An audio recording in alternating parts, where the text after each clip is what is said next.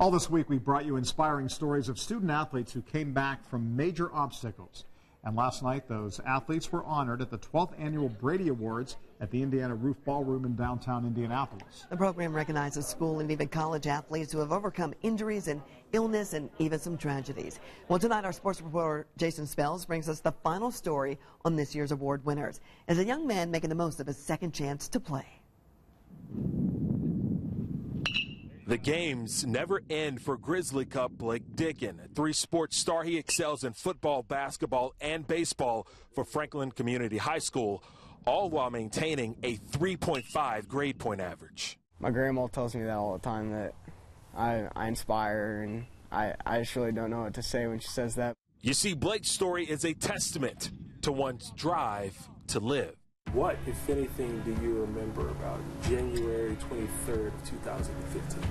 I know I had a basketball game that night and we won, and after that I don't remember much. Blake doesn't remember much because after the game he was involved in a gruesome car crash, which left him injured from head to toe and unconscious. Among the first to arrive at the crash, Blake's father, Paul. It's a night we'll never forget, pulling up on that accident scene. It's the worst feeling. They say you don't wish that on anybody, and that's a parent's worst nightmare. Blake's injuries were so traumatic, he had to be airlifted to the hospital. I saw my baby boy laying there. I mean, he's not such a baby anymore, and he was hooked up to all kinds of machines and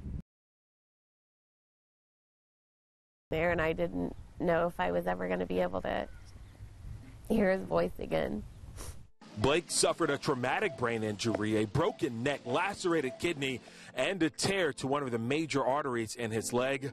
Many of the scars will be with him for life. In the accident, I actually I hit it on something in the car, I'd assume, and it peeled it open, and I guess my kneecap was hanging out. The first 48 hours after the crash were tense, with doctors unsure if Blake would fully recover from his injuries.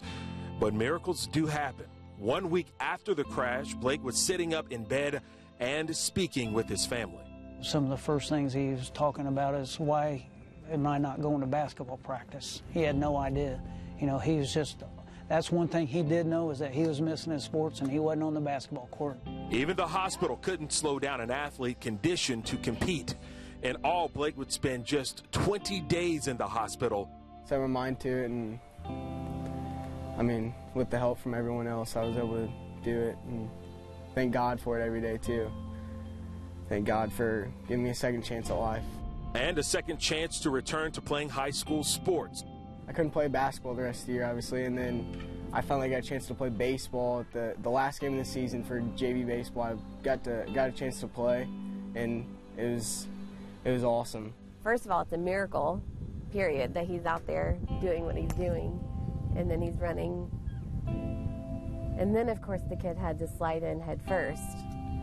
Yeah, I mentioned he got a hit his first game back, and that's him. They sent him on a still towards the end of the game, and by God, he slid head first into second base. It's pretty crazy to think about sometimes, that going from not being able to walk or do much, and then I was playing baseball 5 months later, I think. It's crazy to think about sometimes. Over the last 27 months, Blake has made a complete recovery, returning for the Franklin football, basketball, and baseball teams, and continuing to inspire his community and his family with his drive to succeed and win. At Franklin Community High School, Jason Spells, Eyewitness Sports. Talk about a miracle. They are truly an inspiration. Indiana Fever star Tamika Catchings and Purdue football legend Leroy Keys both received Lifetime Achievement Awards at last night's ceremony. Now, they said he slid into second base head first, but they didn't say if he was safe. I'm going to go ahead and assume he was safe. He's safe. He's safe. All three of us safe, for sure.